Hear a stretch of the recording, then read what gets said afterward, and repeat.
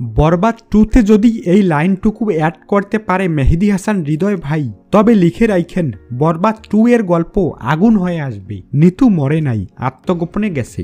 হয়তো অন্য কোনো দেশে নিতুর বুকে পেটে ছিল সেই বুলেট প্রুফ গ্লাস, যা তাকে বাঁচিয়ে দিয়েছে। এই গ্লাস নিতু তখন থেকে পড়া শুরু করে যখন আরিয়ান মির্জা বলেছিল কবর তার জন্য আরেকটা খনন করে রাখতে। আরিয়ান মির্জাকে স্বাভাবিক জীবনে ফিরিয়ে আনার জন্য নিতু মরার অভিনয় করে জেলে পাঠিয়ে দেয়, জনগণকে উস্কিয়ে তুলবে, যেমনটা করেছিল অনাথ আশ্রম আর অফিসের বসের সাথে টাকা দিয়ে করেছিল। আরিয়ানের ফাঁসি হয় নাই, তবে পুরো দেশের লোক তার ফাঁসির জন্য রাস্তায় চলে আসে। দেশের পরিস্থিতি কঠিন। ওইদিকে একজন পিতা আদিপ মির্জা তার ছেলের জন্য সব করতে পারে, সে যতই খারাপ হোক। আরিয়ানের ফাঁসির দাবির ভয়াবহ অবস্থা দেখে আদিপ মির্জা পাগল প্রায়। একদিন ঘুমে দেখে তার ছেলের ফাঁসি হচ্ছে। বরবাদে ফাঁসি নিয়ে যা দেখানো হয়েছে তা ছিল স্বপ্ন আদিপ মির্জার। ব্যাস কিছুক্ষণ পর জেগে উঠেছে।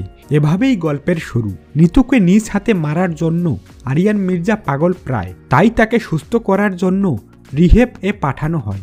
জিল্লুর চরিত্র সেই লেভেলে চলে যাবে। জিল্লু শুধু আরিয়ানের পিএস না, আরিয়ান মির্জার ভাই। আরিয়ানের বর্তমান মা এটা না, এটা সৎ মা। যদিও ভালোবাসা আছে, তবে সেই লেভেলের মায়ের ভালোবাসার টান নেই। বরবাদে দেখা গেছে আদিপ মির্জার চরিত্র ভালো ছিল না, একজনকে বিয়ে করে অস্বীকার করছিল। সেখানে জন্ম নেয় আরিয়ান এবং জিল্লু। আরিয়ানকে নিয়ে চলে আসে আদিপ মির্জা, আর জিল্লু তার মায়ের সাথে। ভাইকে খুঁজে পেতে জিল্লু জব নেয় পিএস এর। এখানে ছোটবেলার কিছু কাহিনী দেখানো হবে। তারপর রইল ভিলেনের কাহিনী। ফারহান যিশু মারা গেছে, কিন্তু ফারহানের ভাই মানে যিশুর ভাই মারা যায়নি, শুধু ওর একটা হাত নেই। বাবা আর ভাইয়ের খুনের প্রতিশোধ নেওয়ার জন্য ফারহানের ভাই ফারহানের রূপে ফিরে আসবে প্লাস্টিক সার্জারি করে, তবে একটা হাত থাকবে না, থাকলেও নকল হাত। সেখানে ভিলেন হিসেবে আবারও যিশু সেনগুপ্ত। আরও সুন্দরভাবে গল্প এগিয়ে নেওয়া যাবে।